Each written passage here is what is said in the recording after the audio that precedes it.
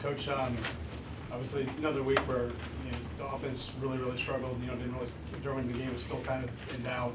Couldn't get anything going. Just kind of where do you go from here offensively? Obviously, made a change in quarterback. Can you talk about that? Well, yeah, we obviously use this bye week to make a lot of evaluations on things, and we got to find a way to get better without question. So every position's got to be evaluated. We got to be productive. We got to look at the guys that are making plays and those that are not in every single position, and we got to do just a great job getting our guys, refreshed and ready from these last few weeks and get ready for a final push. So obviously we have to evaluate everything and find a way to score points, but we also got to play better defense. That was start of the game defensively was very poor and very frustrating. So giving too many explosive plays. Sammy, then Zach. Coach, you go for it 6 times on 4th down, fake punt. What is the desperation level of this team right now?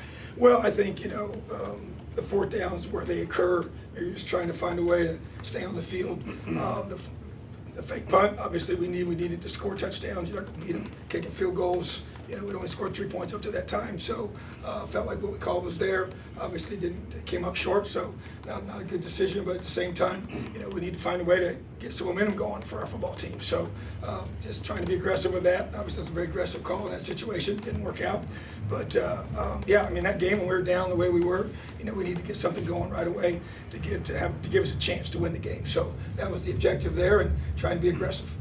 Zach and Mason. Tom, I guess with the bye week, would seem the obvious time if dramatic change was necessary anywhere, whether it was positionally, whether it was play calling. Is that something you would consider? You talk about evaluating everything. Would you include evaluating some of maybe the most, fundamental elements of the way things are structured offensively and defensively? Yeah, I think but I think for tonight, I just think that we need to execute the calls better. From what I saw, so there was a lot of receivers open, a lot of opportunities to make proper reads, and didn't do that. So to me, that's really what I saw today. I haven't watched the film yet, but there's no question everything's going to be evaluated without a doubt.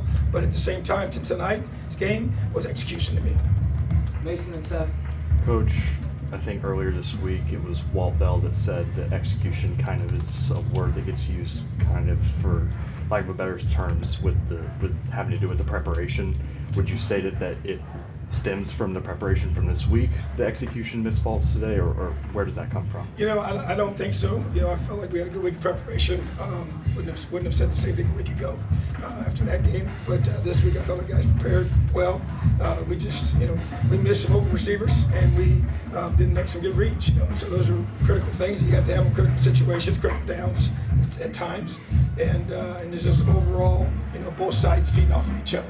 Obviously when defense comes out and gives up chunk plays, several in a row, it just creates a very negative environment for both sides of the ball. So you obviously both sides got to step up, and we got to get a whole lot better. Because I do believe we have a chance to be better.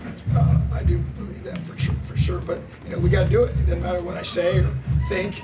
We got to use this time to really improve. And whether it's making changes at certain positions, whatever it takes to be able to get our guys in position to execute those plays and do the things we need to do to win football games in this conference. Because obviously, Maryland's a good football team. I give them credit. They got an excellent quarterback and a lot of talent, and so hats off to them. And I believe we definitely played one of the top teams in the Big Ten, without question. But at the same time, we didn't play good enough. Seth and Zion. This is the 3rd straight week. Your defense has given up 400 yards of offense, and you mentioned the big chunk plays that you guys gave up. Are you seeing kind of any similar trends, or the same kind of things in terms of the breakdowns that are happening there? There are 2 of the first ones. I thought were more fundamental of just playing, vertical routes with our eyes, and 2 different players that made those mistakes. So obviously the film is going to really tell me more of that in terms of the trend piece of it all. But they definitely put you in a lot of conflicts vertically and with the way that they structure things. But at the same time, was disappointed in the way we played those. Didn't expect that to happen. I really expected it to be a 4-quarter battle in my mind going in. But at the same time, it did not unfold that way. So I just got to look at that without question. Going to do a really hard evaluation of our defense to be able to help us not give up those explosive. To me, that's just as long as we don't give up those explosive plays, then it gives you a fighting chance. Zion, and then we'll wrap with Daniel.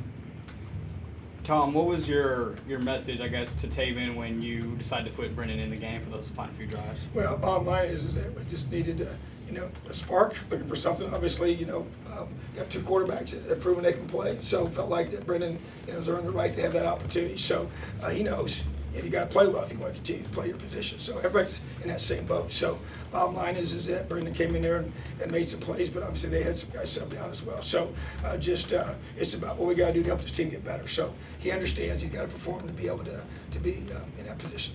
Daniel, last one.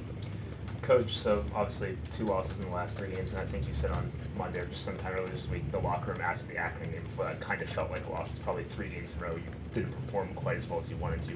What is it, as coaches, do you need to tell the team to kind of keep their morale up after probably 3 performances they were disappointed in? Yeah, I think that you rely on the leadership of your guys, the character of your guys in that room, and be able to grab certain guys individually before we went into the locker room and then said what I said. But it's about understanding the big picture of where we're at, where we want to be, and the time we have. We have a lot of football ahead of us, and so that's a reality. That's true.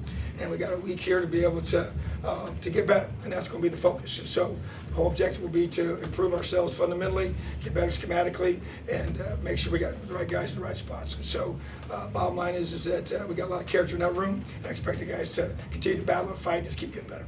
All right, thanks, Tom. Awesome. Have a great night, Elio.